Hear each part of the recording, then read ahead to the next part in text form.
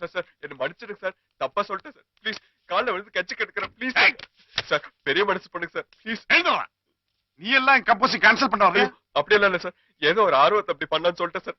சொன்னது தப்புதான், என்ன மன்னிச்சிடுங்க சார். என்ன வேணும் சொல்லுங்க சார், ஆனா கம்போசிங் மட்டும் கேன்சல் பண்ணுங்க சார் ப்ளீஸ். காலைல வந்து கட்சி கட்டுக்கிறேன். எனக்கு அட்வைஸ் பண்ண வரையா? இல்ல சார். என்னமோ கர்நாடிக் சங்கீதம் வெஸ்டர்ன் ஃபியூஷன் சொல்லி ஏத்தி விடுறேன். அவன் ஒண்ணும் தெரியாமல என்கிட்ட வந்து பேசுறேன். யோ, கர்நாடிக் மியூசிக் வெஸ்டர்ன் மியூசிக் பத்தி உனக்கு என்ன தெரியும்? தெரியும் சார், முறப்படி ரெண்டு கத்துக்கிட்டேன். முறப்படி கத்துக்கிட்டாங்க திமிர்ல பேசுறேன். இல்ல சார். 500 படம் 365 படம் ஹிட், சூப்பர் ஹிட். முறப்படி எந்த சங்கீதம் கத்துக்கல, அதனால என்ன குறைஞ்சு போச்சு? ஈஸியா எது வேணாலும் சொல்லலாம், ஒரு பாட்டு போடுறதா கஷ்டம். இல்ல சார். ஓ, இப்ப என்கிட்ட சர்க்கிள் எங்கறியா? ஏன் சார் இப்படி எல்லாம் பேசுறீங்க ப்ளீஸ்?